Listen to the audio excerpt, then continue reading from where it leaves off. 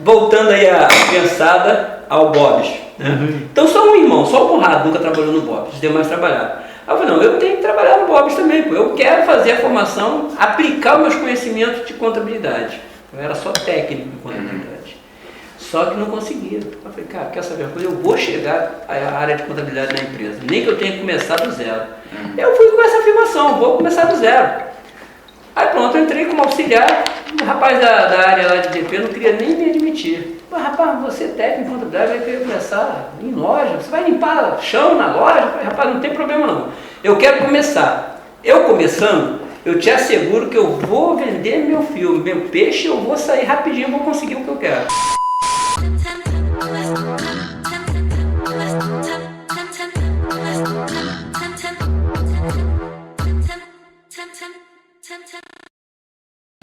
Fala galera, Sandrinho na voz, mandando um salve pra nós. Estou aqui com meu parceiro Ramos.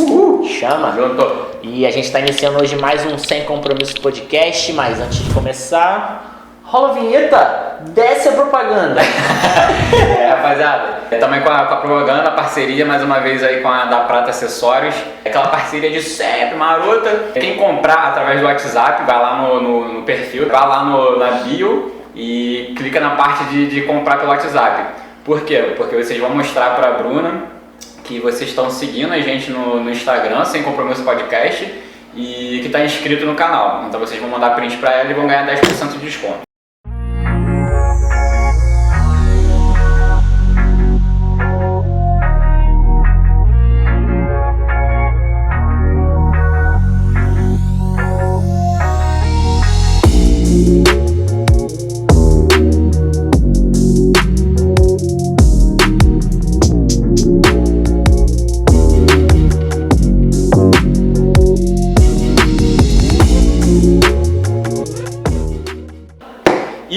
Não esqueça de se inscrever no nosso canal também. Se inscreva. Curta esse vídeo que ajuda a divulgar aí para outras pessoas, porque o YouTube tem um algoritmo que joga para mais pessoas. Quanto mais a gente vai curtindo, mais ele vai indicando para outras. Hoje é algoritmo, hein? Ó.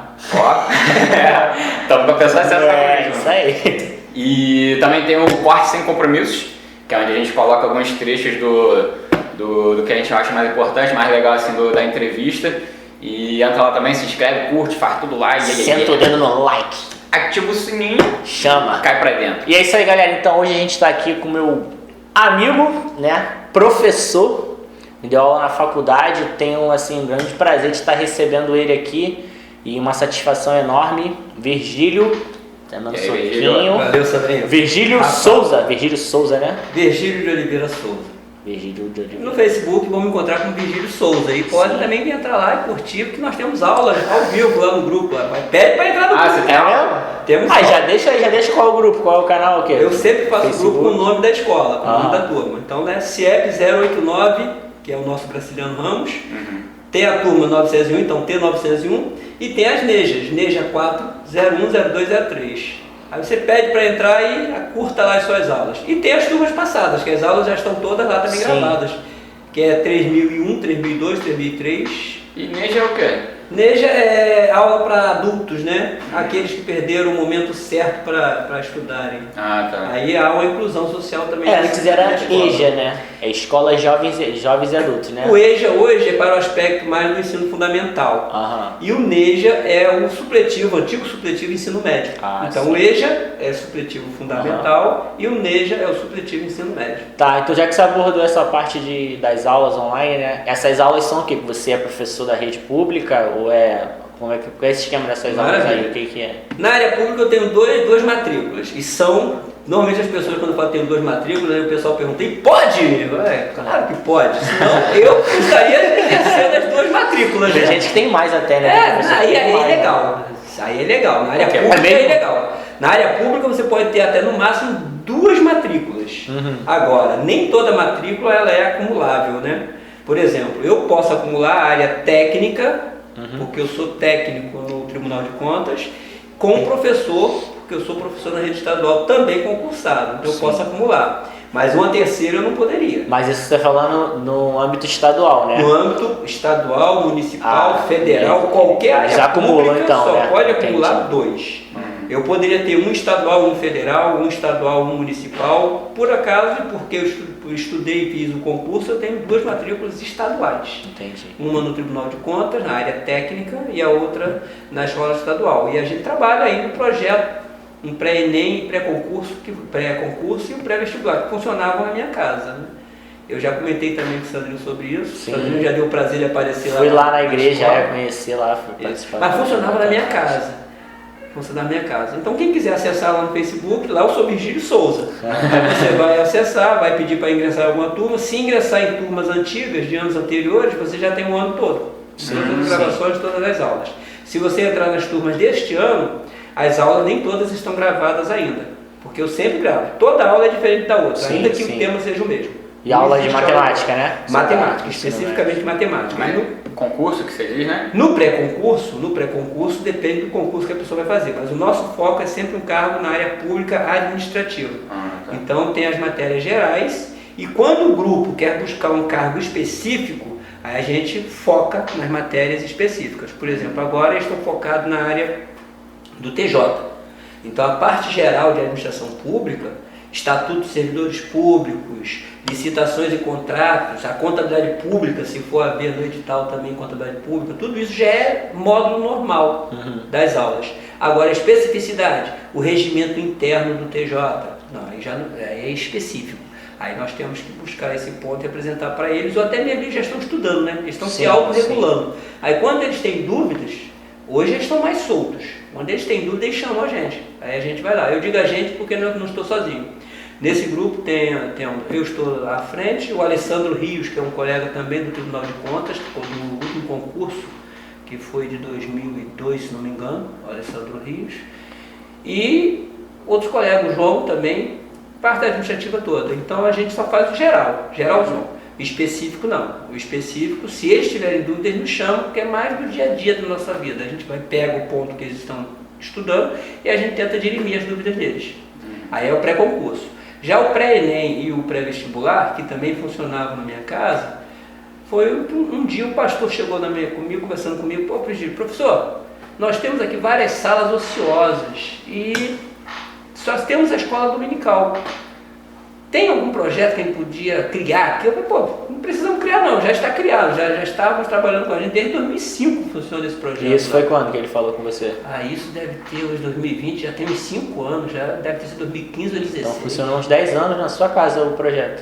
10 anos na minha casa o projeto, desde 2005, nasceu lá em casa. E como nasceu?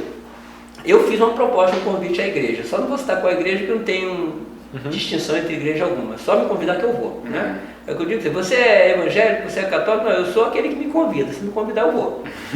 E se a gente puder resolver, a gente resolve, não tem esse negócio não. Aí eu fui pedir um apoio à igreja, que eles têm uma coordenadoria de jovens e adultos, tinha ensino de catecismo, né? Agora eu até disse, Bizuca. Agora falou que é a igreja. Excelente. Mas não é por isso, porque no catecismo, como já tinha as salas, eu fui pedir o apoio lá, olha só, eu estou com um projeto aqui, eu queria fazer um pré-concurso. No primeiro momento era pré-concurso, porque eu batalhei para ingressar, não é fácil. Você estudar sozinho para um concurso não é fácil. Eu não tinha condições de pagar um cursinho. E eu sei essa dificuldade. Então, já que eu não tinha condições de pagar um cursinho, estudei, comi livros, eu sempre digo assim, eu pegava o jornal da Folha Dirigida de uma semana, resolvia todas as questões, ansioso para pegar a resposta na semana seguinte, para saber o que eu tinha errado. Hoje você tem a internet. Sim. Mas no passado não, a minha internet era a próxima edição do jornal. Caraca, era o quê? Semanal? Era semanal. Então na próxima edição do jornal que eu ia ficar sabendo se eu tinha errado as questões ou não, para eu poder trabalhar mais as questões que eu errei. Caraca. Então você tem a dificuldade, e estudando com livros, estudando sozinho. E o estudo por livro assim, individual é muito ruim, né? A gente estava falando com o Wellington, né? Porque assim, quando faz concurso, eles já sabem a banca que vai fazer, então eles já sabem mais ou menos o tipo de pergunta que eles vão fazer, por causa dos anteriores, então eles já te passam todo o bizu, né? Os cursos. Quando tu vai no livro, tu pega muita coisa, né? Tu não sabe mais ou menos o que vai ser. E a coisa está mastigada, quando você já tem algum norteador, alguma diretriz. Então o que eu queria para a comunidade foi exatamente isso. O bizu, que eu não tive. O bizu. Pô, já que eu não tive esse bizu, como é que eu faço para ajudar essa garotada? A garotada não quer mesmo. Então, mas o pessoal que está já pensando no futuro, já com seus 20 anos, 22 anos, esses já estão querendo alguma coisa. Aí eles procuraram. E foi a primeira turma. A primeira turma que eu montei só tinham 15 alunos. Cara, foi fato. Dos 15 alunos, 5 passaram. 1/3 da turma passou, eu não tenho ideia com isso. E o que nós fizemos? Nós não fizemos nada além do normal, só dissemos o seguinte: vocês estão, eu fiz o que eu fiz para mim. Vocês estão tentando concurso há quanto tempo? Eu já tentei 5, 6, 8 concursos. Beleza, o que vocês mais erram? E naquela turma, o que eles mais erravam não era nem a parte de direito administrativo, nada a parte da administração pública. Era mais matemática. Eu falei, então juntou a fome com a vontade de comer. O que vocês mais erram em matemática? Aí, enxuguei mais ainda. Gente, não consigo entender a análise combinatória. Foi até a maioria do grupo que disse isso.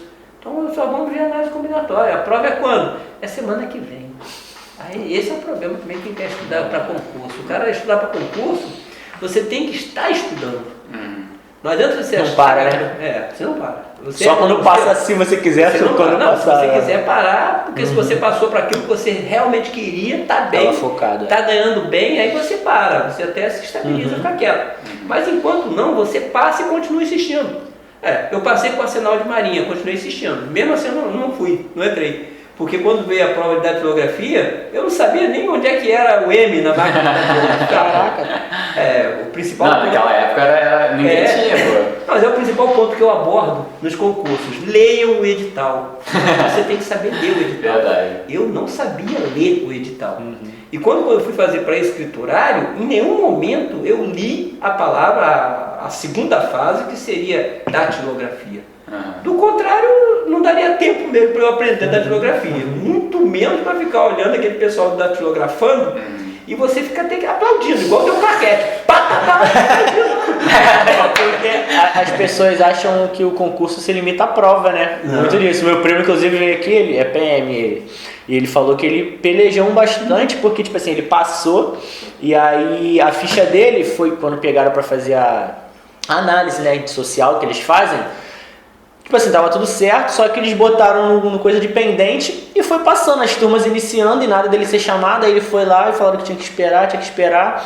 E ele falou, cara, eu fui insistindo até que um dia ele chegou lá, uma sargento que tava de bom humor, viu pra ele, viu que a ficha dele tava no local que não deveria estar, que era na parte do pendente. Aí botou ele, 2 semanas depois ele iniciou o concurso lá na nona turma, quando ele era pra ter entrado na 4ª, entendeu? E aí ele falou da questão da prova, além da prova, tem a parte física, entendeu? Então, cada concurso, ele não limita a prova, você tem um exame que você tem que fazer, às vezes as pessoas acham que é só fazer a prova, né? Você pode passar na prova e ainda tá tem dentro. Investigação não, social. É isso aí que foi o análise social. Análise social. Tem várias coisas. Agora que você falou em PM, então eu já fiz várias provas de concurso para testar. Tanto é quando eu fiz para bilheteira no metrô. Tinha concurso para bilheteira no metrô. Mas era público, tá? Era uma sociedade anônima e era totalmente organizada pela administração pública municipal. Agora o pessoal fala que a metrô é privado. Não, é uma concessão pública. Mas as ações do metrô hoje foi só passar. Agora a bilheteira quase não tem mais, na verdade. Não há. Daqui a pouco, poucas estações tem. Uma Pavuna, por exemplo, tem ainda. Então, mas na época não. Na época era só isso. Fui chamado. Não ia mais, né? Como eu falei, da empresa, eu fiz uma carreira na empresa. Saí de auxiliar de balcão. Nesse momento eu já era encarregado de tesouraria, encarregado de assistente de tesouraria, contas a pagar, no Bob's. Minha carreira foi quase toda Bob's. Eu digo que pelo menos algo em torno de 10 anos Bob's. Mas você começou lá do... Não, eu comecei uma empresa, fiquei 3 meses, uma empresa que era fiscal de ônibus turístico, eu digo assim, o meu irmão gosta de chamar de bonecos. Os passageiros para o meu irmão são bonecos. Para mim eles eram mauricinhos e patricinhas, que eu levava, conduzia até a faculdade, mas para organizar se realmente eram aqueles que tinham contrato com a empresa. Nada além disso. E o motorista só dirigia. Mas não era ônibus normal, de linha, não? Não, era ônibus turístico mesmo. Turístico. Né? E tinha essa função de levar o boneco, como meu irmão chamava, o boneco até... O teu irmão também trabalhou? Não. Meu irmão tratava dos bonecos de coletivos normais.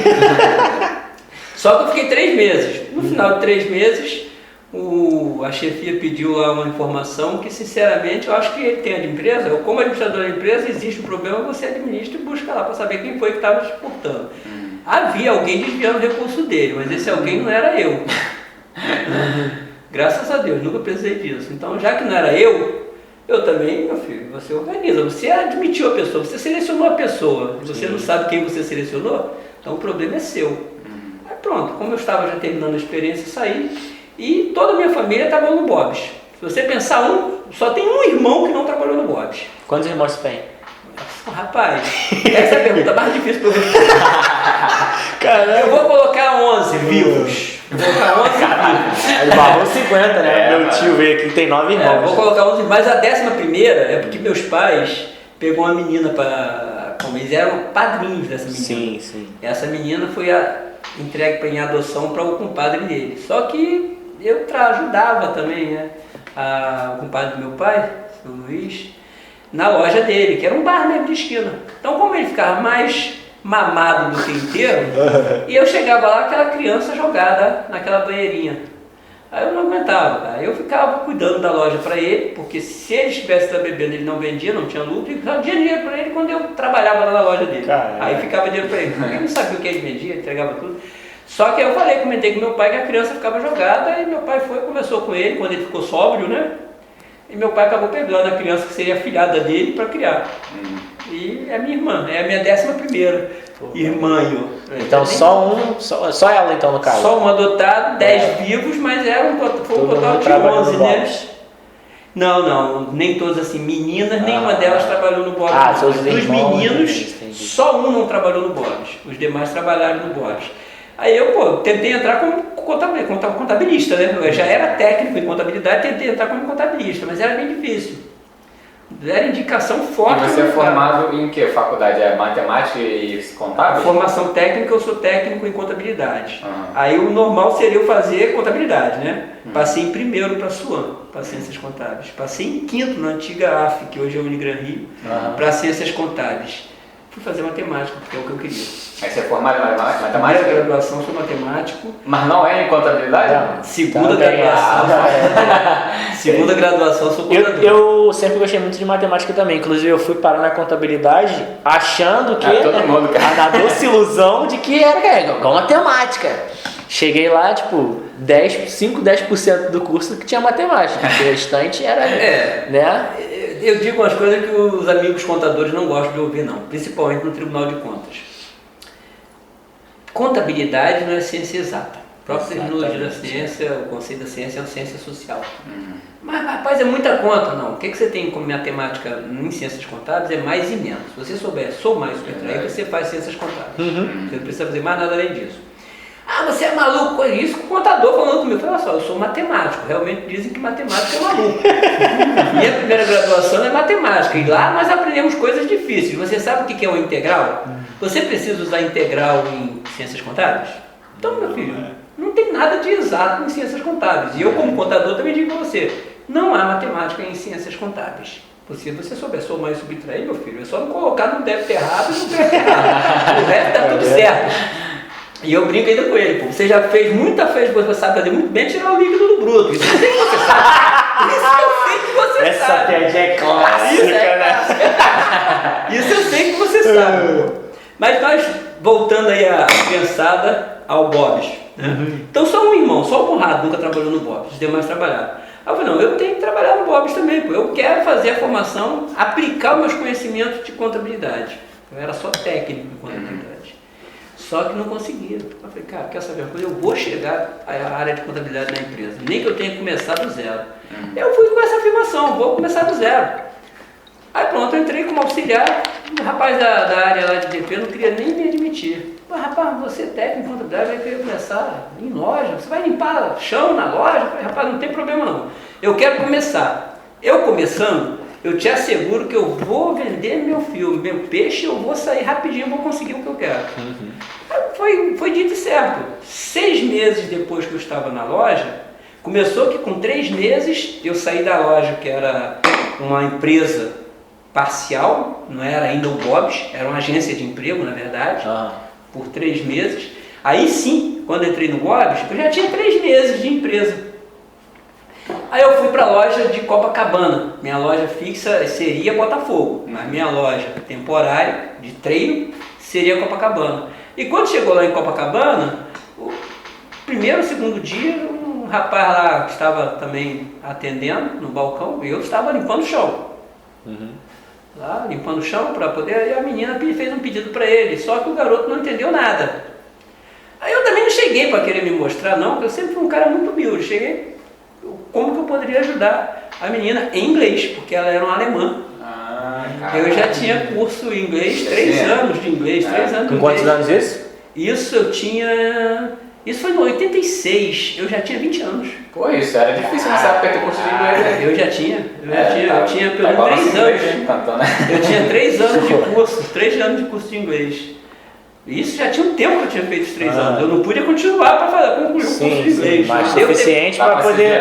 Suficiente para responder o pedido. Eu parei o curso de inglês, até por falta de condição mesmo, eu já tinha 17 anos, foi quando veio a tuberculose. Eu falei para você sobre a tuberculose? Comentou. Foi quando veio a tuberculose, eu tive que fazer tratamento. Aí eu parei o curso de inglês. 17 anos? 17 anos, tive tuberculose. E você não tinha condição alguma, teu pai aposentado por invalidez, e acabei que eu fui tratado pelo antigo INAMPS, né? É que funcionava Previdência e Saúde junto. Hoje você tem Ministério da Saúde separado de Ministério da Economia, que hoje é com a Economia, mas antigamente era Ministério da Previdência. Né? Aí eles faziam os dois momentos. Aí como eu era dependente do meu pai, eu fui usando a carteirinha dele de aposentado. Foi como eu fui tratado na área pública, hospital público o tempo todo. Aí tive que fazer o tratamento para tuberculose. Começamos em Caxias, mas nem todos os exames nós tínhamos em Caxias. O escarro, por exemplo, é o PPT. O PPT eu tive que fazer lá em Vilar dos Teles, lá perto da prefeitura. Não tem um INAMPS ali perto da prefeitura? Tinha um hospital ali que era do INAMPS, era por trás do INSS hoje. Lá por trás da prefeitura. Eu não sabia nem onde era. Eu fui na casa de minha prima, moram lá até hoje. Aí ela me indicou onde era, meu primo me levou até lá. Pronto, foi eu que eu fiz. O tratamento da tuberculose foi em Caxias, uma parte. A parte de remédios eu pegava em Caxias, mas a parte de exame, o PPT eu tinha que fazer lá, que só tinha lá. Aí voltando ao Bob's... Mas calma aí, vamos voltar ali na tuberculose rapidinho, porque eu tenho algumas dúvidas de como é que é, porque, por exemplo, eu nunca conheci ninguém que tem... O único caso que eu conheço de tuberculose assim, foi do Thiago Silva. Mas eu comentei com você, Comentou. O Thiago Silva teve, já quando ele era jogador profissional já, entendeu? Ficou um tempão parado, sem jogar, e como é que é a doença? O que causa, de fato, que a gente sabe sempre, piadinha de... começa a tossir, começa a tossir, tá com tuberculose, mas quais são as causas? O estudioso, eu sempre fui um cara, modéstia à parte, estudioso. É igual vício, estudar também é vício. Eu não me policiava para isso. Então eu ficava às vezes altas horas estudando, às vezes não me alimentava direito, ficava estudando, mas não é por isso. Porque a tuberculose eu peguei de alguém que tinha um bacilo, foi uma tuberculose bacteriana, bacilo de Koch, né? E o porquê? Eu começava a sentir dificuldade de respirar, dores. Na época ainda era tão estranha a tuberculose que na época eles não tinham certeza se a pessoa tinha dores. Era testando a pessoa. Tinha remédio, mas não sabiam exatamente quais eram os sintomas. Então eu não tive escarro de sangue, como alguns tinham no passado. Eu tinha dores, dificuldade de respirar e dores pulmonares, dores na base da cirurgia demais. Aí quando tiraram o raio-x, é como hoje você vê o pessoal com Covid, o cara está com 25% do pulmão só. Eu estava com algo em torno de 40%, 35% do pulmão. Só de um lado. O outro lado ninguém via no raio-x. O lado direito ninguém via no raio-x. Mas é porque inflamação? O que porque acaba sendo inflamação, que aí dava muitas febre recorrente e não parava de ter febre. E depois que eu fui fazer os exames, quando o cara fez o raio-x, o médico, direto, você está... Eu fui reprovado numa prova porque eu não acreditei, eu fui fazer o exame para comprovar. Aí quando fui fazer o exame para comprovar, realmente você está com tuberculose. E você ficou quanto tempo nessa daí com tuberculose? 6 meses, tratamento médico 6 meses. E você ficou sentindo isso tudo durante 6 meses ou não? Não, já sentia antes. Quando você começa o tratamento, pelo menos uma coisa é certa, você começa a diminuir as febres. Você deve entrar com uma carga de antibiótico pesada. Que eram muitos remédios. Aí já entra com antibiótico pesado, então a febre já começa a diminuir e o raio-x você começava a fazer todo mês um raio-x. Para ver acompanhar a evolução. Até o dia que, você está bem, Mas até hoje, até mesmo quando eu estava no BOB, já no Tribunal de Contas, eu fui fazer um exame periódico, quando o médico que era novo no tribunal viu, faz uma tomografia, tem uma pedra estranha aqui no teu pulmão. Eu falei, não, doutor, fica calmo.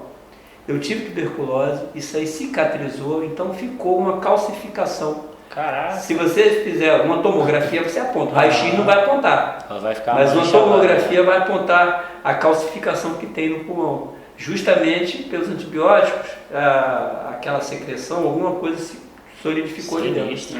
E tu tem alguma coisa ainda? Uma sequela, alguma coisa assim? Não, no pulmão não. Eu sinto normal, jogava bola, até antes da cirurgia do coração, jogava bola. Jogava bola não de ser atleta, mas metida besta mesmo. Né? Aí, tipo a gente. Não sei, mas vocês devem ser craques, vocês devem se tornar craques. Aqui passa longe, hein? Eu só jogava quando eu estava com a bola ou não tinha goleiro. Aí eu era convidado, uma coisa ou outra. Para eu jogar na linha, pode ter certeza, alguém tinha faltado. Jogou uma coisa errada, né? Não, e ninguém queria correr o risco de eu no gol. Quando tu jogar, tu até fala, pô, isso aí tá estranho, eu vou jogar. Por aí. Não tem escolha. Mas aí voltando ao volta lá no inglês. o professor tem essa mania. Andou meio mundo, volta pro BOB, volta pro link. Aí no BOB, aí eu ouvi a menina fazendo o pedido dela. Aí eu cheguei, até para não desrespeitar o colega, help you. Aí ela, rapaz, a mulher ficou maravilhada. Te abraçou, né? Não, que bom, alguém para me salvar. Como fosse assim, caraca, que bom, alguém para me salvar. Esse garoto não estava me entendendo, não. Aí pronto, eu fiz o atendimento do pedido dela. E eu era conhecido na loja, no Bob's, a vida toda fui conhecido como Oliveira, né? Virgílio de Oliveira, fica só o nome de Guerra Oliveira. E o gerente da loja, dessa época, o baixinho, era Oliveira, também chamado de Oliveira. Então, ele só me chamava de Oliveira 2 para não confundir com ele, que era o 1, com certeza. Você era o Oliveirinho. Oliveira, rapaz, você salvou a gente. Eu não sabia o que fazer, porque eu estou assim, não consigo entender nada também não. Ele era gerente no Bob's, o pessoal fazia carreira, chegava à gerência, mas não pela formação, graduação, nada disso. Era mais pelo tempo de casa mesmo, pela expertise, pelo trabalho, pela prática. Aí eu fui e passei a atender ali. Então já, isso o quê? Em pouco tempo. Hora eu precisava limpar o chão, eu limpava o chão, não tinha problema não. Só que aquela loja ali era minha loja de treino, né? Então enquanto eu fiquei ali, eu fiquei o serviço para outra pessoa fazer de limpeza e eu fiquei mais atendendo o pessoal que era estrangeiro. Né? Pronto, aí eu fui para minha loja efetiva, que era Botafogo. Já em Botafogo, qual é meu carro? Meu carro é auxiliar de balcão, o limpador do chão. Aí fomos para a loja de Botafogo. Pô, mas não chegou lá não, a informação não? Não, eu acho que o Oliveira não falou com ninguém, só com ninguém. E também Botafogo, aquela área... Oliveira fala inglês, hein? Aquela área da praia de Botafogo era de muitos bancos. Hoje até menos, mas era de muitos bancos. E que bom que eu já voltei lá, porque meu mestrado na FGV, pertinho da loja do Bote. Aí pronto, eu cheguei em Botafogo, o gerente não sabia, beleza, falei, tranquilo, vou ficar. Acho que o Oliveira não falou nada. De qualquer forma, um belo dia, eu estava observando que o assistente de gerente dele, não era nem subgerente, era o assistente de gerente, estava com a dificuldade de fechar as contas, a coisa não batia, estava com diferença na parte fria, estava com diferença na parte seca. Aí eu estou só vendo um rapaz nervoso, discutindo lá com o gerente, eu posso ajudar em alguma coisa? Assim mesmo, tranquilidade. Mas você entende alguma coisa de contabilidade? A gente está conseguindo fechar aquilo que eu falei. O pessoal chegava à gerência, chegava à subgerência, mas às vezes mais pela experiência, sem ter aquela formação específica. Aí pronto, quando eu peguei ali, era uma ficha de estoque, a ficha de estoque papel mesmo, nada informatizado, não tinha nada informatizado a não ser o caixa. A única coisa que estava se informatizando era o caixa de dinheiro, né? Dinheiro físico mesmo. Aí quando eu peguei a ficha, fui puxar as contas. Os custos médios estavam errados, as contas final, a quantidade deram saída, as saídas também não estavam batendo. Eu fui falando, você está com falta nele, está aqui, ó. Quando eu confirmo que você está com falta, na parte fria de X quantidade de hambúrguer, na parte seca, você está com a falta de X quantidade de baunilha. Aí isso aqui daí falou, você entende isso? Foi quando eu disse, eu sou técnico em contabilidade. Quando eu entrei no Bob's, eu estou buscando realmente trabalhar na minha área de contabilidade. Mas, pô, você não pode começar por lá, comecei por aqui.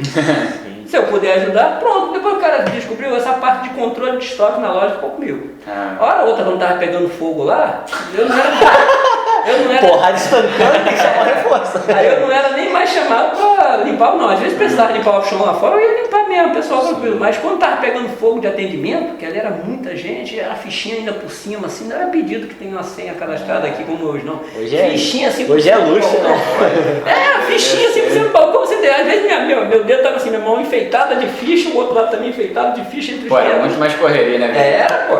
E a gente corria E lá. pra perder a ficha também é muito mais fácil, né? Porra. Aí eu, quantidade de bigode? 5, quantidade de bigode? 10!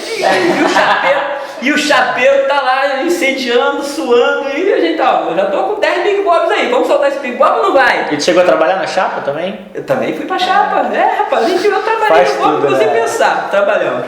Aí pronto, resumindo, um belo dia, até por conta do apoio que eu dei na parte administrativa da loja, surgiu uma vaga para assistente de gerente, e o gerente foi, não, pô, vou indicar o Oliveira, fazer a prova. Eu fui fazer a prova.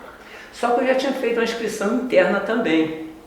Isso eles não sabiam. Eu tinha feito uma inscrição interna, no mesmo dia que eu entrei na empresa, fiz uma inscrição externa, aguardando uma chamada para tesouraria, para contabilidade. Meu foco era contabilidade. Sim. Aí quando eu fui fazer a prova de assistente de gerente, já tínhamos terminado a dinâmica de grupo e tudo mais lá. Aí chega a menina do treinamento, quem é Oliveira? Virgílio. Rapaz, olha só, você vai decidir, tem que tomar uma decisão hoje com a gente aqui. Você está fazendo a prova para assistente de gerente, só que você foi indicado para ser auxiliar de tesouraria. Você foi convidado a fazer também um teste para auxiliar de tesouraria. E tem aqui uma inscrição que você fez interna. E o colega que estava fazendo a prova também da loja de assistente de gerente comigo, também foi indicado um colega lá para fazer a prova de assistente de gerente. Uma vaga para 2 pessoas concorrendo. Aí foi bom que ele ficou na assistência de gerência, né? Só que surgiu essa oportunidade para você fazer. Você vai concorrer com outra pessoa também, que é da tua loja. Ele está concorrendo, mesmo está contigo lá também. Ah, tá bom, vamos fazer a prova, pô. E monetariamente qual que era melhor? O de gerência ou do da Monetariamente, assistente de gerente seria melhor. Sim, imaginei. Só tem um detalhe. Você trabalhava de domingo a domingo, você tinha uma folga por semana e um domingo no mês. Era a regra. Mas não era nem pela folga. O meu objetivo era ficar mais próximo do que era a minha formação. E qual era a carga horária do tesouraria? Segunda a sexta, 40 horas semanais. Ah, mas aí não daria 40 horas semanais, não. São 44 pelo CLT desde sempre. Só que você compensava e fazia as 40 horas somente na semana. Ou alguns minutos a mais para fechar as 40 horas. Qualidade de vida às vezes compensa mais que o financeiro. Não, nem mas principalmente estar na área. Meu foco eu quero ir para minha área. Minha área é contábil. Pô, mas não é na contabilidade, é na tesouraria, não tem problema, já está mais perto.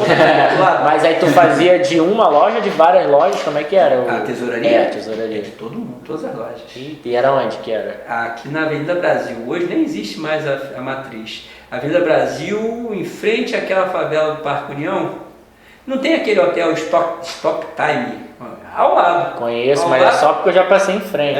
Nunca entrou, né? Tem o Stop Time e tem uma coisa que é onde vai de carro ali, não? Não. Ao lado desse Stop Time agora, atravessando a rua, tem um restaurante popular. Ficou um bom tempo um restaurante popular. Ali era a matriz do Bob's, de todo o Brasil. A matriz do Bob's era ali. Entendeu? E quantas lojas que tu fazia controle, Virgílio? Lojas próprias eram 28 lojas. 28 lojas próprias e tinha fábrica, lá na Estrada dos Bandeirantes. E nessa época já tinha franquia já? Já tinham, eram pouquíssimas franquias, eram 5 franquias no máximo. Hoje em dia é praticamente só franquia, né? Quase todas são franquias. Tem mais nenhuma, nem loja própria que você encontrar hoje, deve ser 5 ou 6. Tem mais loja própria, né? Quase tudo franquia. Franquia você tinha West Plaza, se não me engano, tinha no Espírito Santo, não passava de 5. Não sabia que não podia não ser franquia de Bob's. No início. Não, as lojas eram próprias no início, todas. Né? Vou contar a história do Bob's. Você sabe por que a rede Bob's é chamada Bob's? Não, por quê? Na verdade, porque o fundador do Bob's chamava-se Robert. Então, Bob's é a abreviação do Bob, do Robert. Bob é Robert. É o diminutivo carinhoso de Robert. Tá vendo? Por isso que é bom trabalhar no João é Joãozinho. João é Joãozinho, Bob é Robertinho. Entendeu? Bob's. Aí ele quer dizer, se a aposta for essa, quer dizer, do Bob's, do Robertinho. Esse lance da franquia, cara, as empresas querendo expandir, né? Mas não tem como você abraçar todas as áreas, aí foi criado esse modelo de franquia, tem alguns anos já, né? Mas Na época que eu já estava na sede, já Bob's, existia já existia franquia. O McDonald's, por exemplo, quase tudo já era franquia. Sim, eu acho que o McDonald's nunca teve loja própria, mas era o forte concorrente da gente, era o McDonald's. Eu acho que quem veio primeiro foi o Bob's, né, no Brasil? Bob's. A McDonald's era forte concorrente, só que algumas coisas que a administração erra que a gente não pode dizer, né? Mas eu era simplesmente ali o auxiliar de tesouraria, não era nem assistente de tesouraria quando eu fui para lá, eu fui auxiliar de tesouraria. E o que era o auxiliar de tesouraria? Office boy. Office boy de mesmo, dava o nome. Auxiliar de tesouraria. Então quando eu não estava na rua fazendo os pagamentos, eu estava ajudando contas a pagar. Mas também quando surgiu a oportunidade por contas a pagar, tinham pessoas mais antigas na tesouraria, mais antigas do que eu na tesouraria. Talvez não mais antigas do que na empresa, mais antigas na tesouraria sim. E o camarada preteriu os demais para ficar comigo. Não, quem vai ser o assistente é o Oliveira. As razões dele eu não sei, mas até eu que conversei com um colega, ó, Dorival está com essa intenção aqui, só que você já está aqui há mais tempo. E é um dos colegas que eu levei para dar aula, já dava aula. Você já dava aula? Eu já dava aula nessa época. De quê? Da contabilidade? De matemática. Para a turma de contabilidade. Mas não era formado, né? Em 96 eu estava me formando, eu já era formado em matemática. Em 86 eu era formado não. Em 90 eu estava formado em matemática, só que eu estava dando aula em 87, 88 eu não era formado ainda não. Virgínia tem quantos anos, Virgínia? Novinho, 54. Pô, novinho mesmo.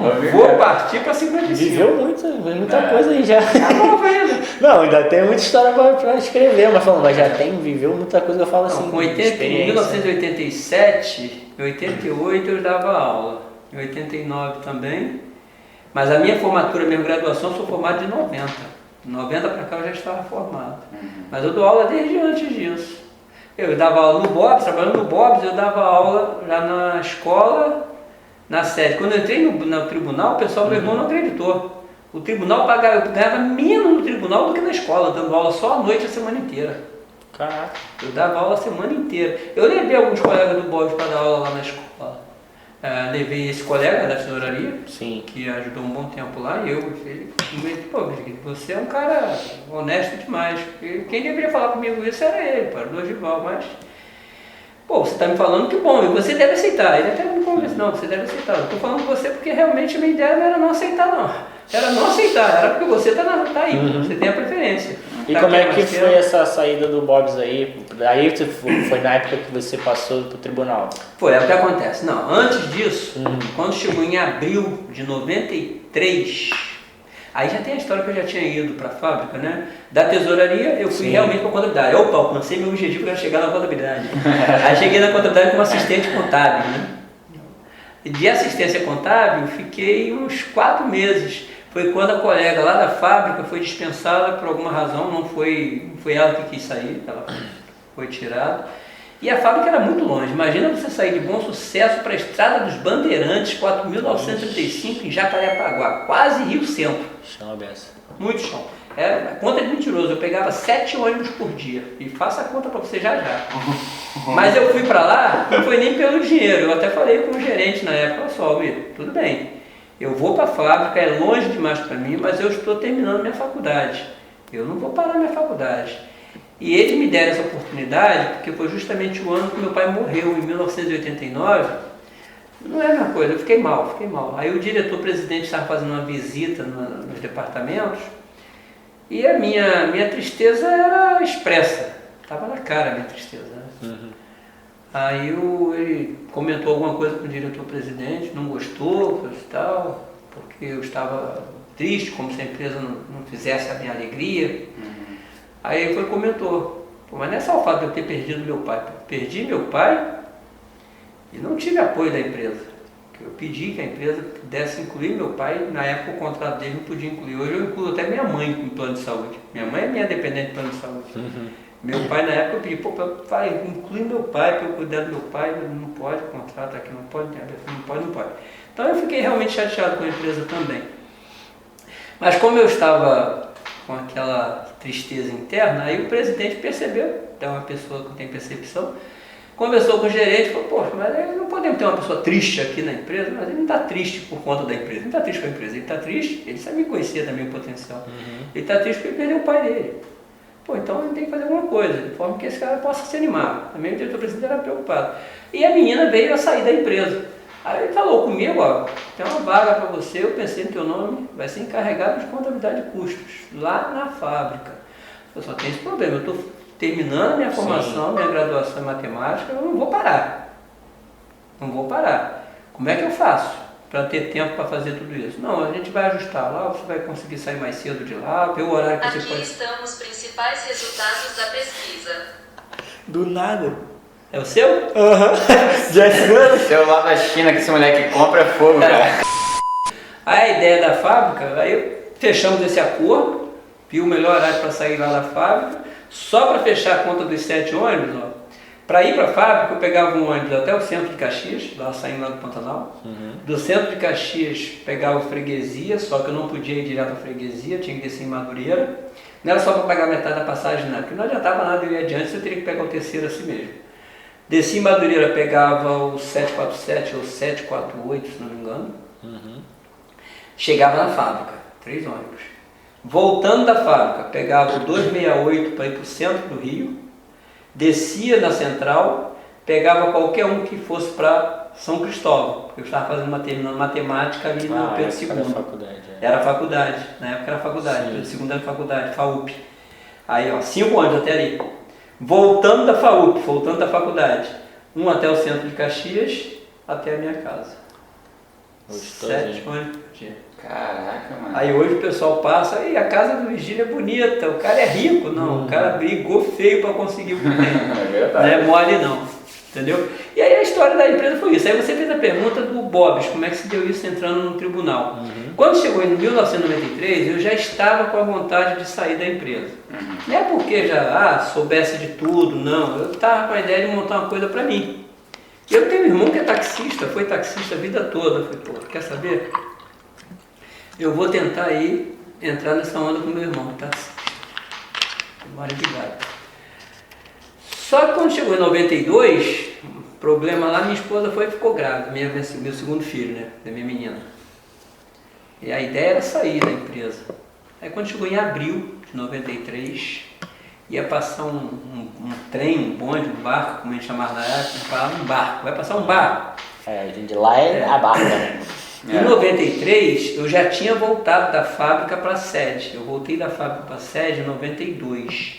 Rearrumação, o pessoal da empresa mesmo, e no Contas a Pagar eles foram ver, pô, quem é que assumiu o Contas a Pagar depois que a empresa foi mexida? Quem assumiu o Contas a Pagar antes de ir para a fábrica foi eu. Então eu já tinha conhecimento do Contas a Pagar.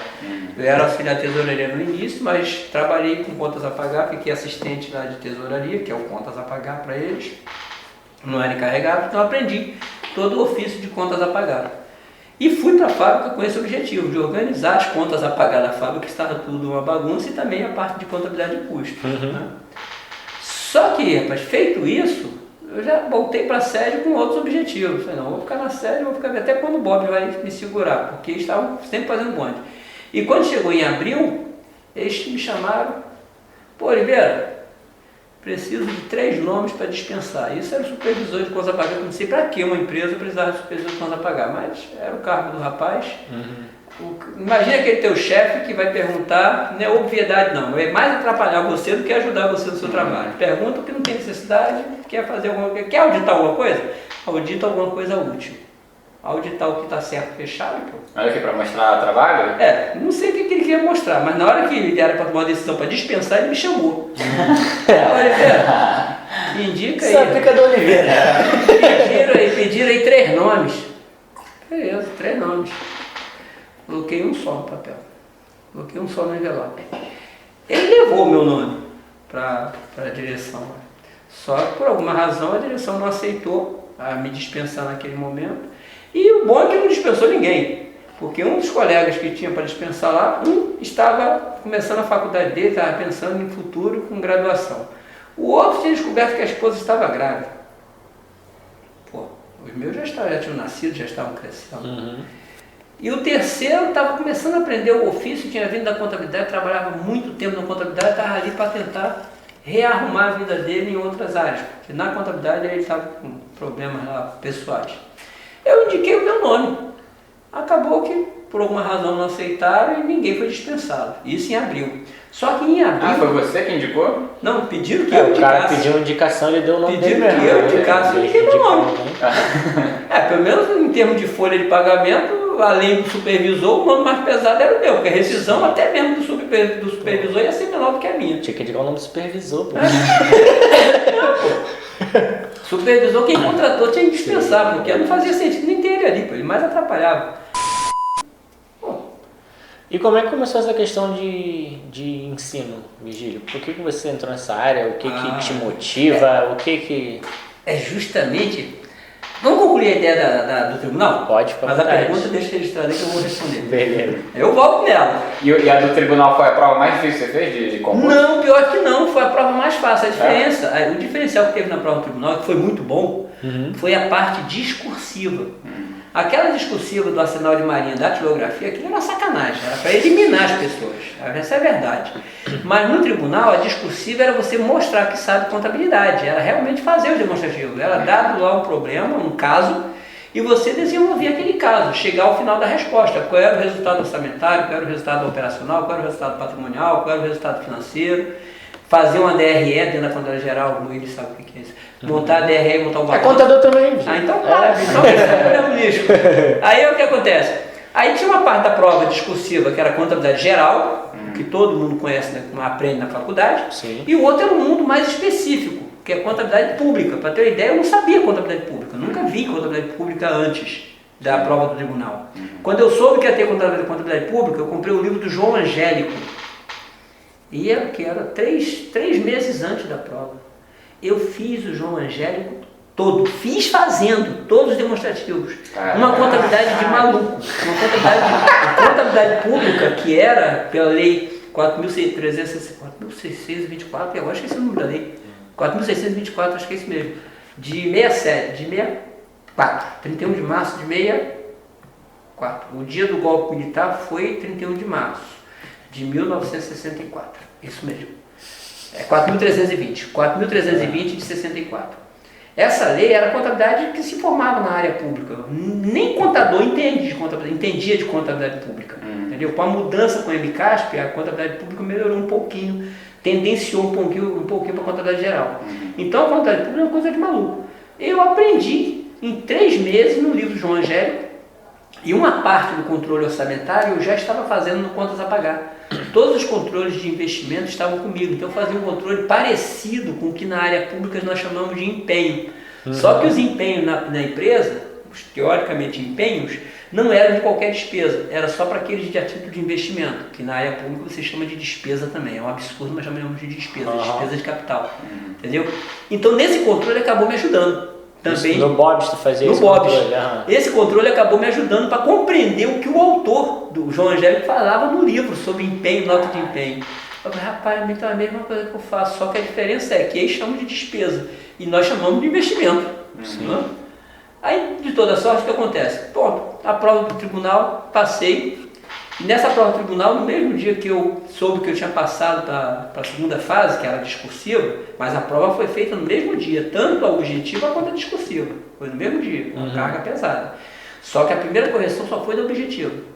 Para ter uma ideia, na objetiva eu estava em 105º colocado, ou seja, eu estava fora do número de vagas. Eram quantas, tu lembra? Eram 49 vagas. Abriram mais vagas depois, mas inicialmente eram 49 vagas, ou seja, eu estaria fora. Pô, então tu mandou bem na outra. Na discursiva. Quando chegou na discursiva, quem estava na minha frente simplesmente não aparecia mais, desapareceram. Eu não vejo ninguém no retrovisor. Desapareceram, os caras não fizeram a Aí tu prova. foi pra que posição? 18º. Caralho, De 105º, Quase 105, 105. de 105º para 18º. Pique o Rubinho Barrichello quando ganhou a primeira corrida, que eles são de 18º para a primeira. Não, gostei daquela que ele deixou o Schumacher passar ainda. Hoje não, hoje sim. Mas é por aí, então voltando à nossa pergunta, agora vamos ver se você lembra a pergunta. Não. Por que você começou a dar aula? O que te motivou? O que te levou a... Eu me lembrar agora a pergunta. Rapaz, eu tive um professor de matemática no ginásio, que ele era muito odiado. Normalmente são, né? A maioria das pessoas Pior de tudo, normalmente são, mas o problema não mas é... a culpa não é do professor, é da matemática. A galera que não Não compreende. é nem da matemática. Dos adolescentes, criança mesmo. Não era nem da matemática. Eu sempre digo à turma o seguinte, a culpa, por que alguns alunos odeiam matemática, detestam, têm pavor? Porque os seus pais, o tempo todo, apresentam a matemática como uma coisa monstruosa, porque foi dolorosa para eles. Entendeu? Se não tivesse sido dolorosa, ele não diria para o filho dele que matemática é um bicho de 10 cabeças. Entendeu? Esse é o problema. Então, no ginásio, eu tive um professor que os alunos não compreendiam nada com ele. Mas eu acho o seguinte, que os alunos não estavam aceitando aprender. A diferença é essa. Eu não só aceitava aprender, como o que eu não entendia, ele ficava sem recreio. Porque na hora do recreio, eu não compreendi, ele está ferrado.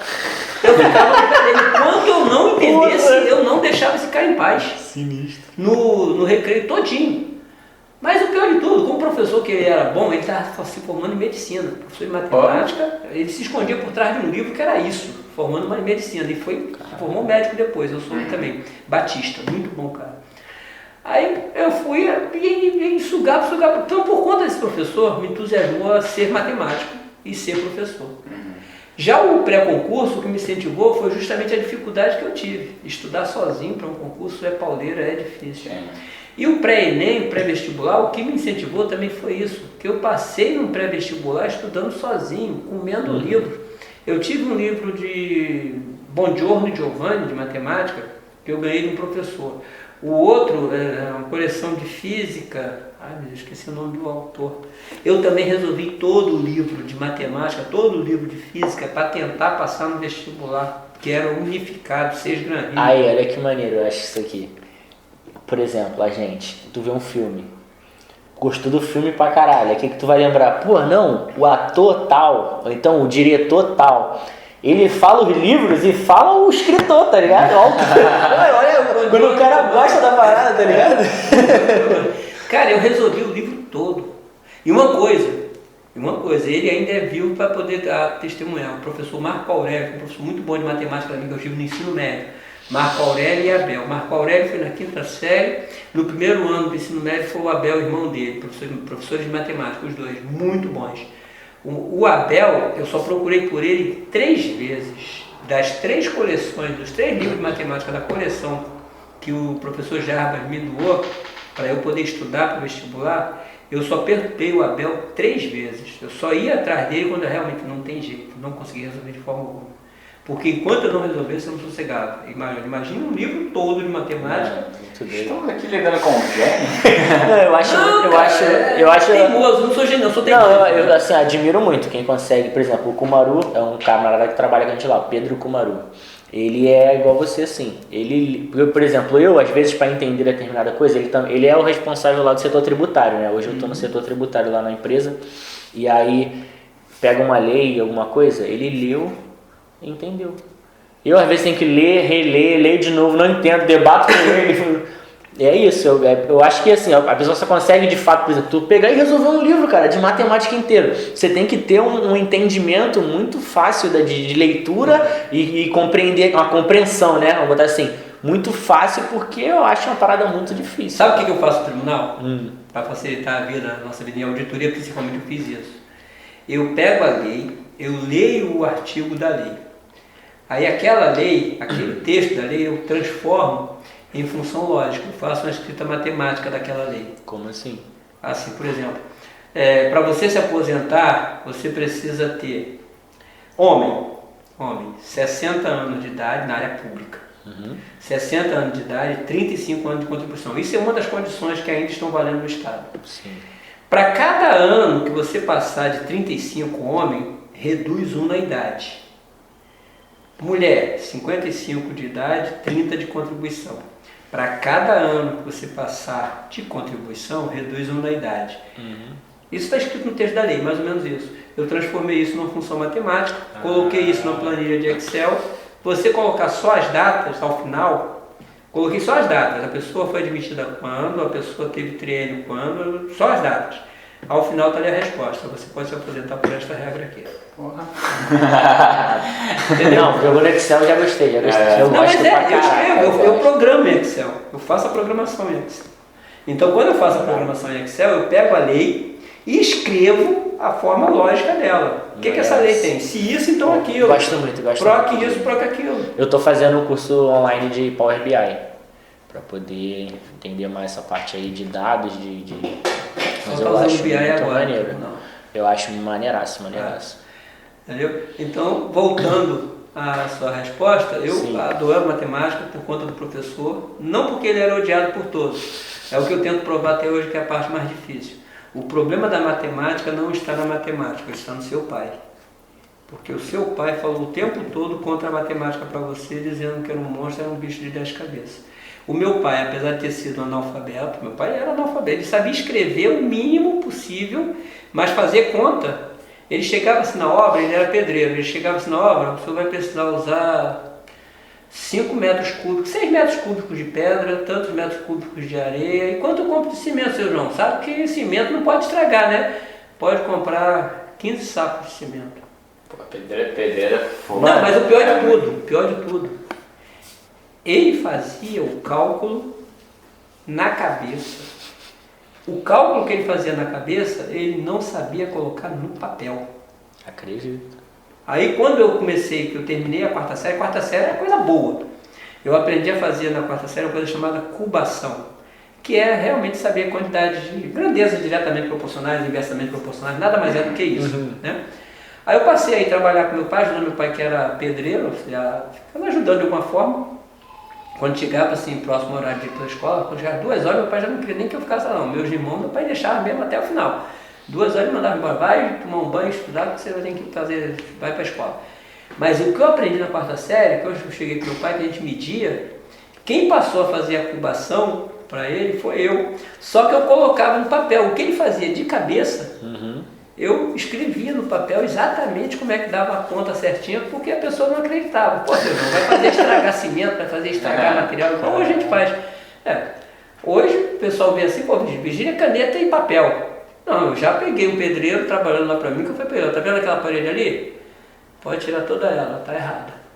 Ah, o cara só, eu até ouvi o rapaz depois comentar, o cara só mexe em caneta e papel, quer achar que eu tô certo. Depois que eu ouvi, eu fui lá pertinho dele, seu Antônio era o pedreiro, o chefe de obra mesmo. Por favor, o senhor tem aquela régua grande aí?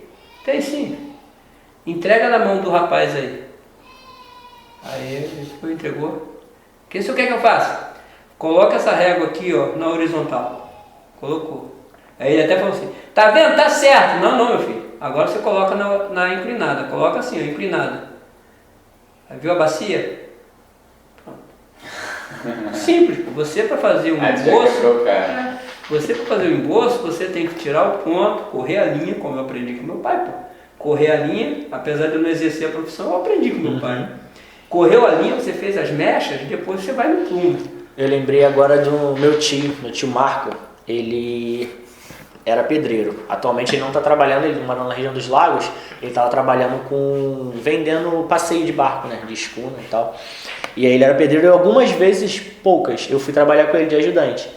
E aí uma coisa que tu falou é essa questão. Além dele, conheço outras pessoas que é isso aí. Às vezes meu tio acho que sabe escrever sim, mas conheço outras pessoas que é isso, não sabe escrever, e normalmente pedreiro, mas é bom de matemática. O avô da Thalita, não só bom de matemática, ele tem um bar, tá ligado? Ele não escreve, mas ele passa os pedidos, ele ficou internado no final de ano, passou mal, passa os pedidos tudinho, bom de matemática pra caraca. Mas o meu tio, eu lembrei agora, tô falando isso aí, mas eu sei fazer, né? Apesar de que eu não aprendi não, mas enfim, ele falava pra mim, tem que fazer isso, isso e isso, tá bom ele.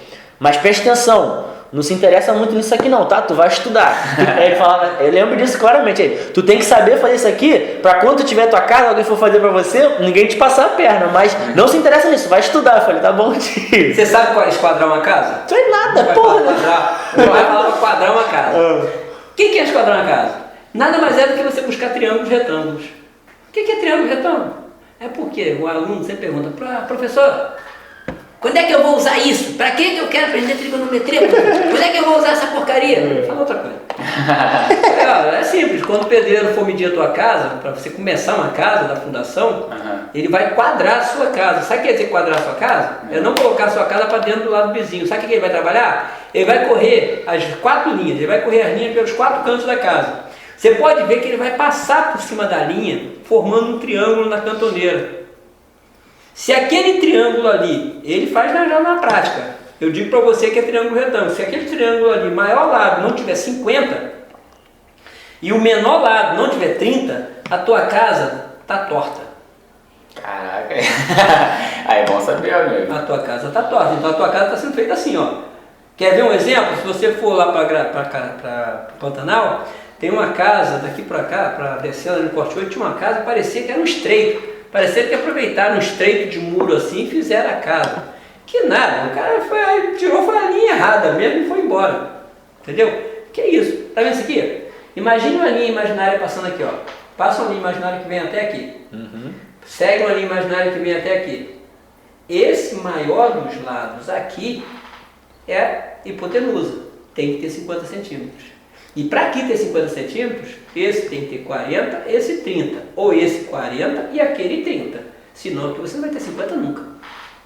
Pronto, tua casa está certinha, está desenhada certinha. Com certeza o carpinteiro, quando foi fazer essa mesa, ele fez isso. A diferença é que ele fez numa coisa chamada esquadro, que é mais perto da mão dele. O pedreiro não vai fazer só o esquadro. O pedreiro corre a linha. Mas ele vai confiar no esquadro? Se ele toca com o esquadro aqui na linha, a linha anda? Não, ele tem que confiar na medida do triângulo que forma lá fora. Sim, aula de matemática aí, sem compromisso também, cultura. Achando que é só zoeira. Respondi a pergunta, professor de matemática. Não, mas esse bagulho aí, cara, eu sempre falo isso daí. Eu não acho que ninguém é burro. Eu acho que as pessoas não têm conhecimento, elas são muitas vezes ignorantes. Tipo assim, igual você falou, por exemplo, seu pai não sabia colocar no papel. Mas o cara era um crânio de matemática só na cabeça. Eu sempre digo assim para meus alunos, quando chega assim, terceiro bimestre para o quarto. Não na graduação. Na graduação a pessoa já sabe o que é da vida. Mas no ensino médio eu chego para eles e digo, o que você quer ser quando crescer? Tudo barbado já. O que você quer ser quando crescer? Ah, professor, eu quero ser advogado. Está aprovado. Está aprovado. Eu sou professor de matemática. O cara quer ser advogado. Esse cara, nas contas, nos cálculos de contas processuais dele, vai chamar o perito. Opa, vai ter emprego para o perito. Vai chamar o perito, vai chamar o contador, ou vai precisar ser assistido por algum perito, vai precisar ser assistido por algum contador. Se for algo mais sério da matemática, vai precisar ser assistido por um engenheiro, por um arquiteto, ou por um matemático calculista mesmo. Então, o advogado não precisa de saber matemática. E outras profissões também. O cara chega lá, professor, eu quero trabalhar, eu adoro artes plásticas, professor. Meu filho está aprovado, tchau. Sério? Professor, eu quero trabalhar, eu quero, meu sonho, professor, eu quero terminar o 2º grau para poder fazer a área técnica de enfermagem. Está aprovado, mas só tem uma coisa. Você sabe quantos mililitros tem numa seringa? O básico tem que saber. Estuda. Não, professor, eu sei fazer a medida de mililitros. Eu falei, tá bom então. Então, próxima semana eu vou trazer uma seringa. Eu quero que você coloque exatamente X ml para mim. Aí, X é qualquer valor. Aí ele, não, professor, pode ter certo. É a aptidão do cara. Tu fazia um exercício, alguma coisa com o cara ali voltado para aquilo que ele queria. Sabe por quê? Ele já fez matemática, todo o programa de matemática está cumprido. Você vai saber para que tu vai usar matemática na tua profissão, né? E ele já aprendeu a graduação, regra de 3, tudo isso ele já aprendeu. Se ele precisa colocar a ampola pela metade ou 1/4 da ampola, isso ele já aprendeu em regra de 3, só nunca mostraram na prática para eles. O que é 1/4 daquela ampola? Aí eu falei, agora coloca 1/4 aí para mim, o que é isso? Quando vier na bula, você tem que colocar aí 1/4 da ampola de tantos mililitros. Você tem que saber o que é. Aí pronto. Agora, teve um aluno que foi o único aluno até hoje que eu segurei na escola pública. Na escola particular eu segurava mesmo. Mas na escola pública só teve um aluno que eu segurei mesmo. Eu acho que ele só foi aprovado porque naquele último ano eu não fui professor dele. Porque ele chegou Mas como assim segurou? Não aprovou ele? Reprovado. Mas por quê? O que você quer ser quando crescer? A mesma pergunta que eu fiz para todo mundo. Quero ser engenheiro. Não vou correr. Eu não vou matar alguém.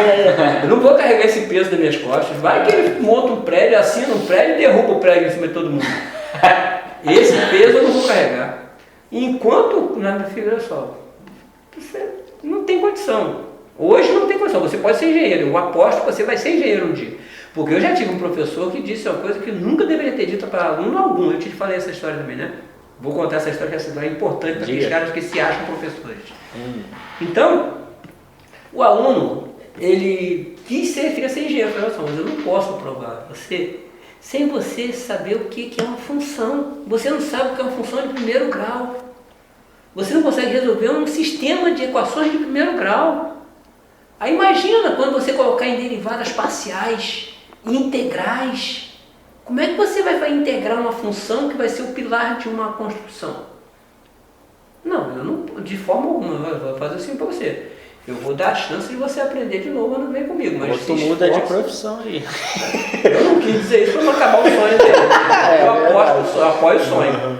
Ou você vai ter que aprender.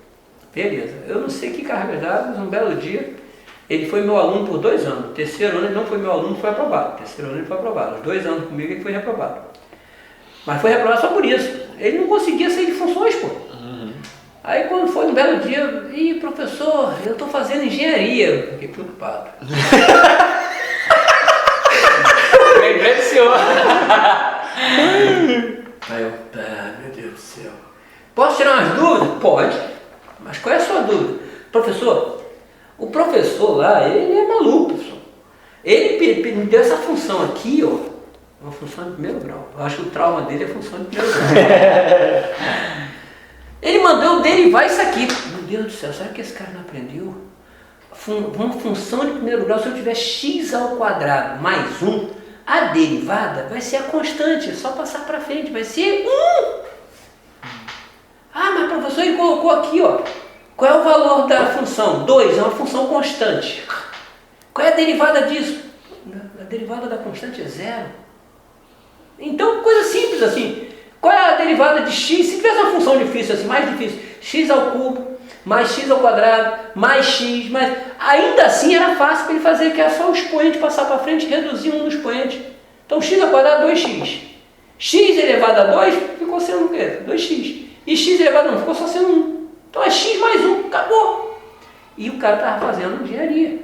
Aí eu falei, cara, ó, o último ano que você estudou no CIEP, você estudou com quem?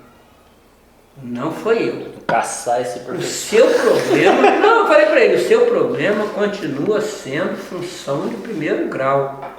Eu não sei por que você está traumatizado com função de primeiro grau. Porque não é possível. Porque a derivada de uma função de primeiro grau é a coisa mais fácil, que mais óbvia que tem. Imagina quando o professor entrasse na derivar uma função trigonométrica.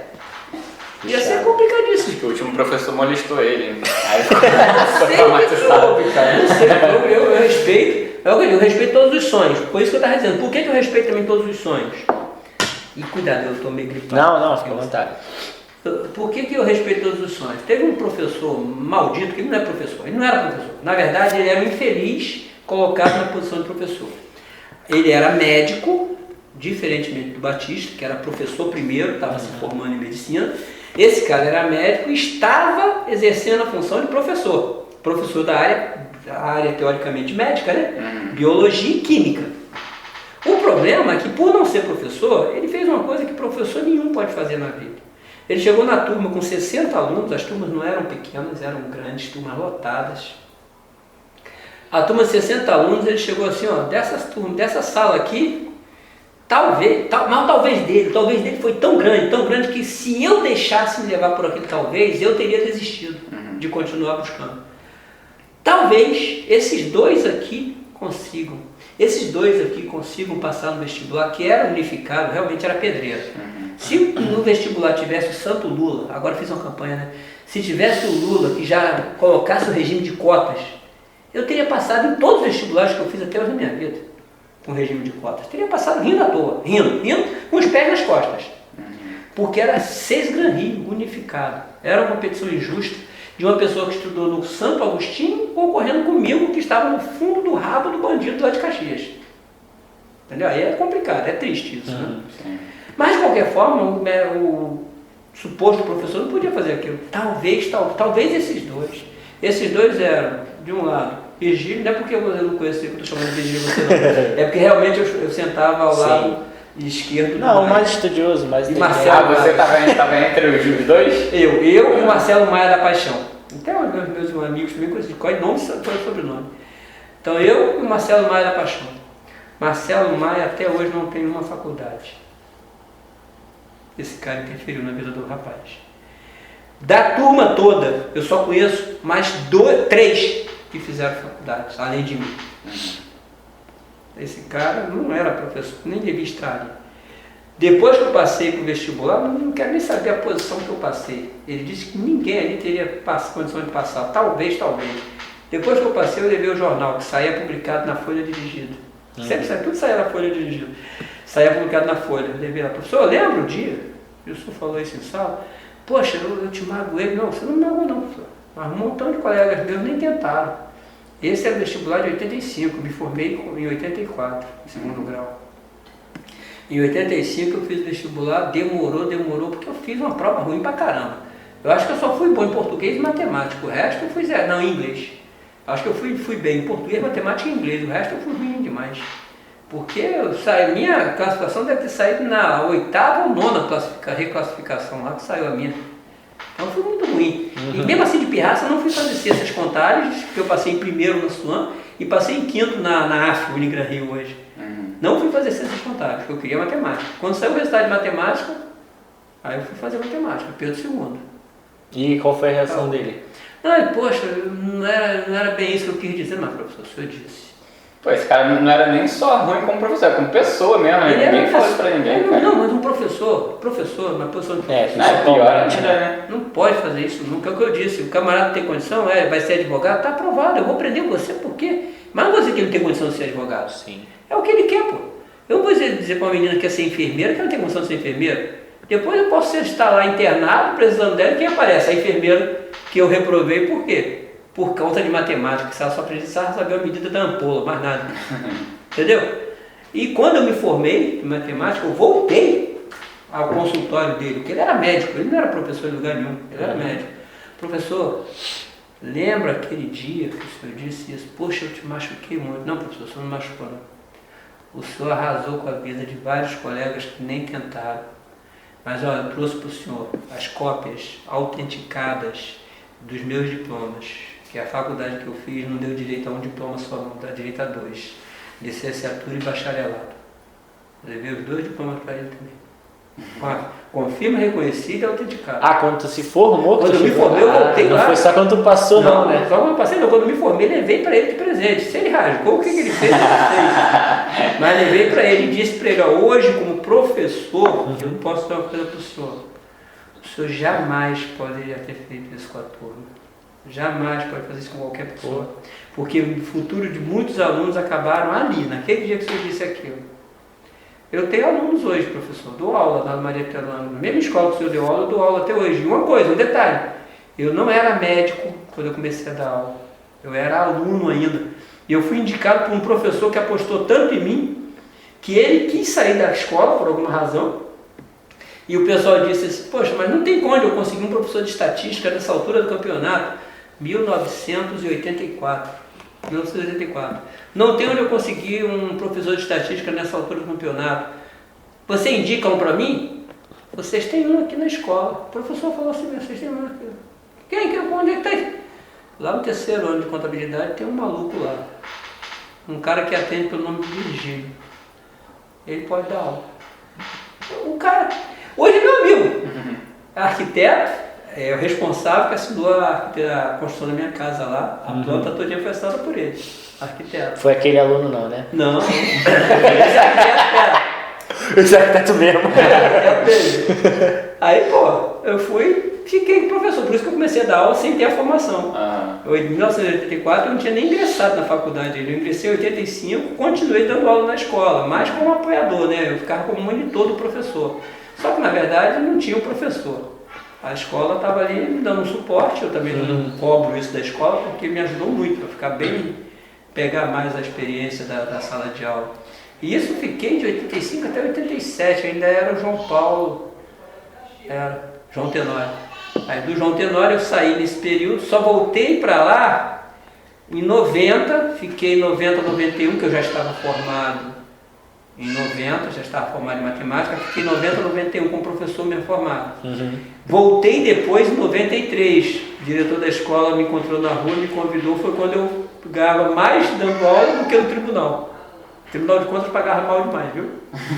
Eu trabalhava só a semana toda na escola. E o tribunal ainda pagava menos do que a semana toda. Hoje em dia você continua como técnico no tribunal? Eu sou técnico passado no tribunal. Porque analista nunca fez o concurso de analista? Rapaz, os colegas convidaram, mas quando eu fui fazer a prova para analista, isso já foi em 98. Estava tendo a emenda constitucional número 20, emenda 20. E ninguém sabia o que ia sair da cabeça daqueles caras. Ou seja, se você fizesse a prova e passasse, não ia mudar nada a sua vida. Todo o tempo anterior estaria perdido. A tua contagem ia começar dali. Era uma coisa maluca, era uma viagem. Nada disso aconteceu. Não aconteceu assim. Mas como é projeto, está escrito tudo a la Bangu, ninguém sabia o que ia acontecer, aí nada. Depois disso foi quando? Em 2003. Em 2003, só que já estava bem mais difícil fazer a prova dele. Em 2003 havia outra reforma, da emenda 41. Só que já estava exercendo. Você caiu em comissão, eu estava exercendo a parte de auditoria normal. Entendeu? Porque na verdade eu não sou só técnico. Comissionado eu estou inspetor. Entendeu? Entendi. Aí eu podia tranquilamente fazer auditorias e inspeções normais. Entendeu? Entendi.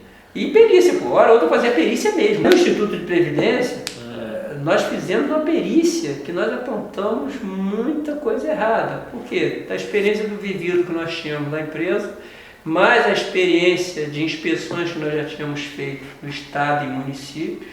Entendeu? A experiência é boa, graças a Deus. Vamos lá então, galera. A hora do toque sai. Chama. Mas tem que fazer isso aí? Não, isso aqui é a nossa vinheta. Vai rolar depois da edição, rola a vinheta, entendeu? Rola a vinheta. Craquete! Como é que é o nome? Craquete! Chama.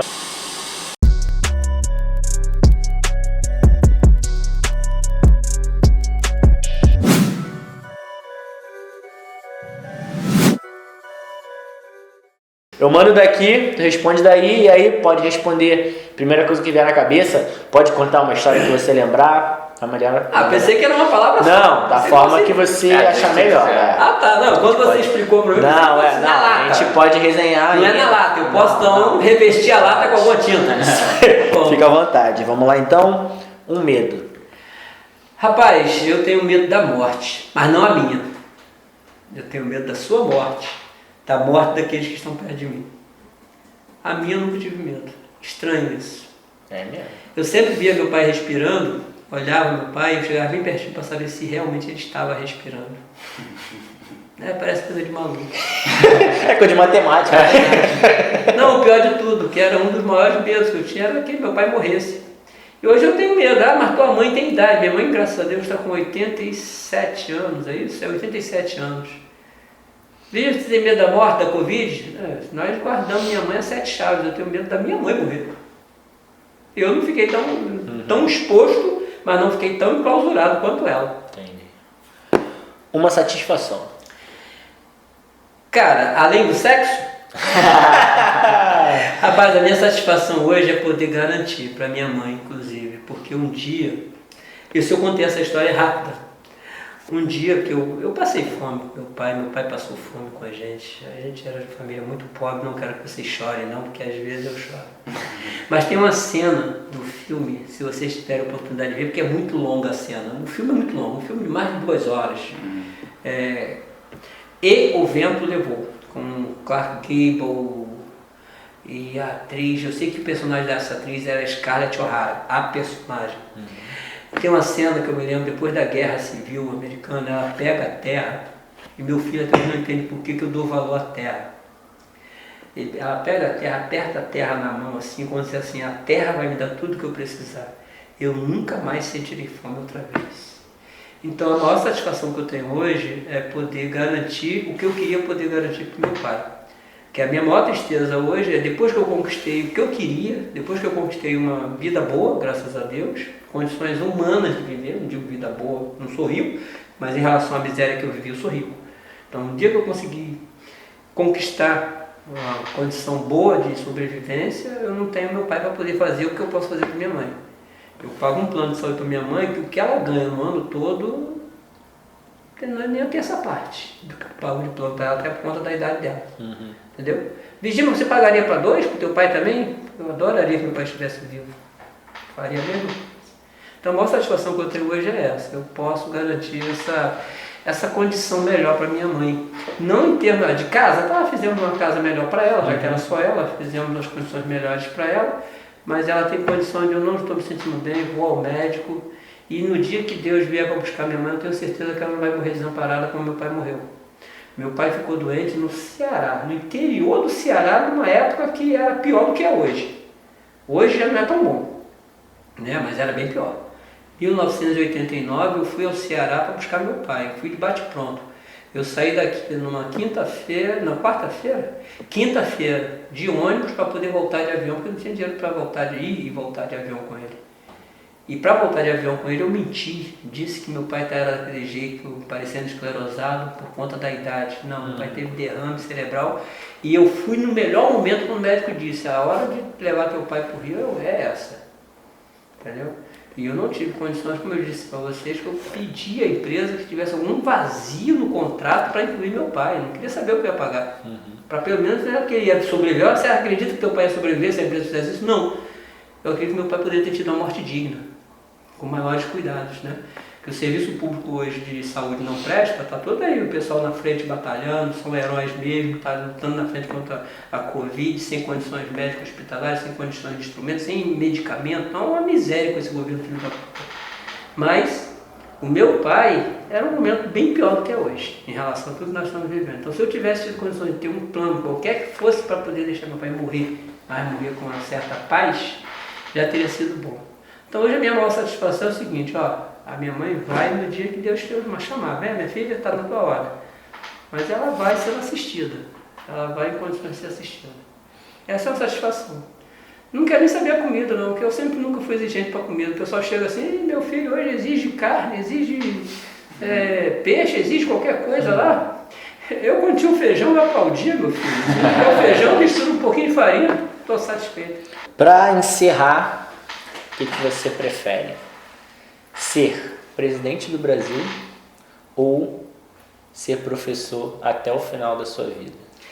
Eu tenho um pensamento, sempre sonhei isso, ensinar o próximo o que eu aprendi. Então, como professor hoje ganha mal, sempre ganhou mal, eu fui seguir a carreira técnica. Então, quando eu fui técnico, eu fui juntar a fome com a vontade de comer. E eu já disse a todo mundo no tribunal, no momento que eu puder ser aposentado, você só vai me encontrar na sala de aula. Por quê? Porque a minha condição humana de sobrevivência, ter recursos para conseguir se manter, eu já conquistei, já estou no lucro. Então por que você dá aula num CIEP que você ganha menos do que você desconta de imposto de renda? Muito. Menos do que você desconta para a Previdência. Simplesmente porque eu estou ainda insistindo em ensinar o próximo alguma coisa de vida. Se alguém chegar hoje para mim, como já chegaram, Virgílio, você vai ser meu CEO, uma grande empresa multinacional. Vou deixar o tribunal por isso? Por que eu não vou deixar o tribunal por isso? Porque o tribunal foi uma conquista. Papai do céu me deu, mas foi uma conquista, eu fiz a minha parte. Vai além do financeiro, né? Vai além do financeiro. E lá dentro do tribunal eu também sou professor. Eu nem fiz comercial ainda no tribunal, vou fazer agora. Existe a escola de contas, Tribunal de Contas. Eu já fui professor, sou dos quadros da escola de contas do Tribunal de Contas. Todo mundo que entra para o Tribunal de Contas passa por nós, na sala de aula, para aprender. O que é o Tribunal de Contas na fiscalização de atos do governo, de atos contábeis, de atos financeiros, de atos de pessoal? A parte de auditoria de pessoal, tudo era mais com a gente. Então, atos de pessoal era quase tudo com a gente. E agora, na ELERJ também tem um curso de pós-graduação e tem palestras que eu faço lá. Então, na ELERJ, nós vamos também ter aulas, talvez presenciais, se houver possibilidades. Então, é por isso que a gente ainda tem esse prazer de ganhar muito na ELERJ e no Tribunal de Contas, na Escola de Contas, e fazendo uma coisa que você gosta, que é passar o conhecimento para o outro. E na escola pública o que eu espero é formar cidadãos mesmo. Eu não quero que eles aprendam matemática. Foi o caso que eu falei do advogado. O que você quer ser quando crescer? Pronto, só pode ser engenheiro nem arquiteto. Se você quer ser engenheiro e arquiteto, eu vou ter que te segurar, não tem jeito. Porque eu não quero que você derrube o prédio. Virgílio, queria te agradecer aí mais uma vez, né? Valeu, Sandrinho. Eu que agradeço. Queria repetir aí a satisfação de verdade, felicidade que eu tô de você estar aqui com a gente. Eu já tinha feito esse convite há tempo, já tinha tido um acidente, né? Foi. e aí não pôde vir antes. Quando eu falei que, pô, professor e amigo é do fundo do coração mesmo, porque assim, eu tenho pra mim, assim, às vezes, eu esqueço muito o nome das pessoas. Você eu sei que não porque tu falou um monte de referência aqui de nome, enfim, mas eu às vezes, eu sei quando eu tenho um carinho pela pessoa, que por mais que eu possa ficar muito tempo sem vê-la, eu não esqueço o nome dela, entendeu?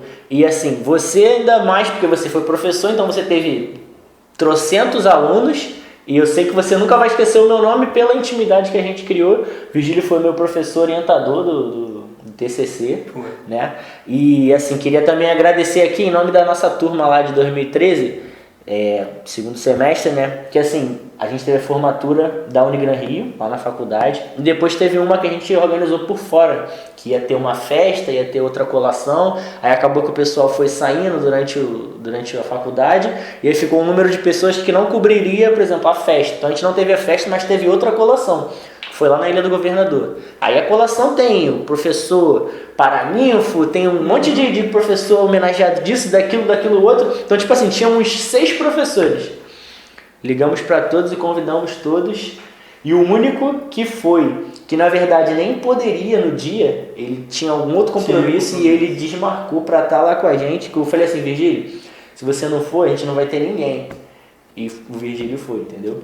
Então assim, aqui, minha turma, tô aqui, ó, agradecendo o professor Virgílio aqui também por esse gesto. A turma vai acompanhar? Vai, eles estão lá, eu perturbo lá no grupo, eu mando pra eles lá, eles assistem. Tá assistindo o Marley veio aqui já, gravou com a gente aqui. E é isso, então, mais uma vez aí, muito obrigado, tá bom? Valeu, Sandrinho. Deixa aí sua rede social, se quiser deixar um recado pro pessoal que for assistir, ó, pode ir aí olhando aqui no Mengão aqui. Mas isso aí, no Mengão, vai no meu fogão. Então, pessoal, vem com a gente, vamos acompanhar aí essa conversa, né, com um bate-papo, quase uma entrevista aqui com essas duas celebridades aí. Pode me acompanhar no Facebook, Virgílio Souza, no Instagram, Virgílio Souza, ou Professor Virgílio. E o nosso Gmail continua o mesmo, tá, pessoal? Professor Virgílio Souza. Valeu? É isso aí, galera. Obrigado. Não esqueça de deixar o like, seguir a gente aí no canal. E o sininho! A sineta, cara. Ativa o sininho. Ativa a sineta. Mas é assim o sininho? O sininho, cara. Tu nunca tocou o sininho, não? Tá assim é outra coisa. Assim tá bom demais. Assim é outra coisa. Então é isso aí, ativa o sininho. A gente lá no Instagram, ativa o sininho, dá uma curtida aí nesse vídeo e mais o que? Vai lá no Corte Sem Compromisso, segue a gente lá também. Beleza, pode falar no TikTok? Pode, fala aí. No TikTok, Álvaro Henrique. Busca lá. Busca lá, Álvaro Henrique. Tô patrocinando esse maluco. Álvaro Henrique, também divulga nós aí, hein? Que abraço. Vamos lá. Valeu, Até a próxima, galera. Abraço.